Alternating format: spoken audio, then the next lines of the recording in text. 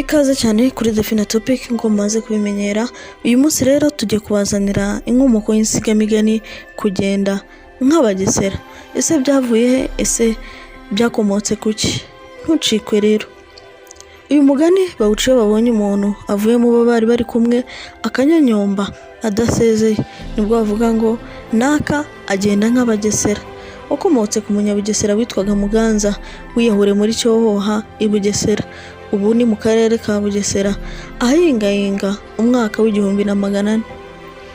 Umwami Cyilima Rugwe amaze gucyura umugore wa Nsoro Bihembe witwaga Nyaguge nyina wa Kigeli Mukobanya, aribwo mu Rwanda bahimbye umugani bavuga ngo umwami uraguza yatsinze uraguza. Bavuga ko Nsoro yavugiye mu Gisoro nawe Rugwe agahora araguriza gutsinda Bugesera. Nsoro umwami w'Ubugesera yari afite umugaragu we w'umutoni akitwa Muganza. Bukeye u Rwanda rumaze gutsinda Bugesera, Muganza aracika acikira i Burundi. Ahageze bamufata nabi ajya i Karagwe. Agezeyo bamufata nabi nk'i Burundi naho arahava. Mu nzira agenda ngo aribaza ati mbigenje nte ko ninjya mu Rwanda bazanyica kuko nari umutoni wa Nsoro. Apfa kwihangana asubira i Bugesera. Agezeyo ahasanga umunyarwanda uhagambanye witwaga Gasigwa. Akoma yombi ati Nyagasani umutware w'Ubugesera, nje kuguceza uzandema amaboko n'amaguru. Nuko Gasigwa aramwemerera.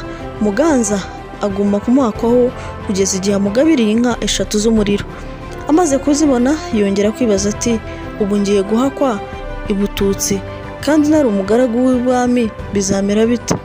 Ubwo yavugaga ko yari umugaragu wa Nsoro, yegera Gasigwa aramubwira ati naragushimiye ko wampaye inka y'umuriro, none ndagusaba kuzansohoza no kuri Cyilima.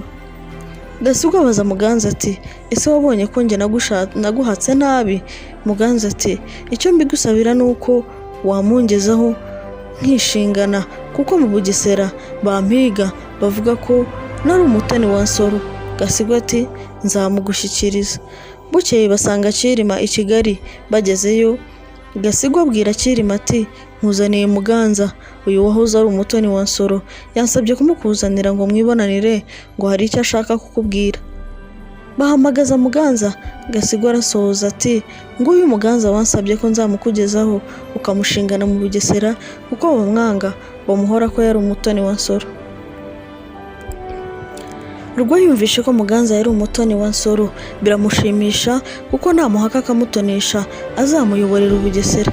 Yari azi imico yabwo. Cyilima abwira Gasigwa ati taha nawe. Gasigwa turamugumanya.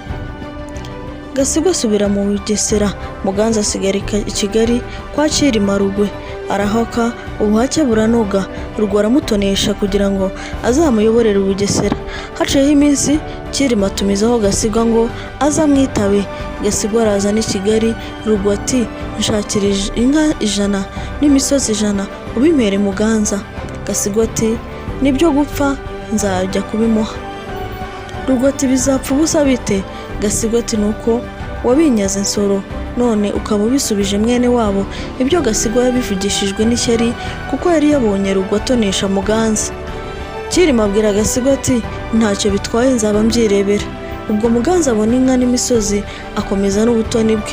Gasigwa abonye atonye Muganza atonye cyane, ishyari riramushengura akeka ko bazamugabira n'ibyo arimo byose. Nuko kuva ubwo Gasigwa agandisha ya misozi Muganza yagabanye. Muganza yatumiza ingemu akazibura. Bukeye inzara imaze kumurembya nabo bari kumwe, Gasigwa yoshya bagenzi be n'abagaragu ba Cyilima ngo bazabwire Muganza bamukangisha ko Cyilima agiye kumutanga akamukurikiza Nsoro.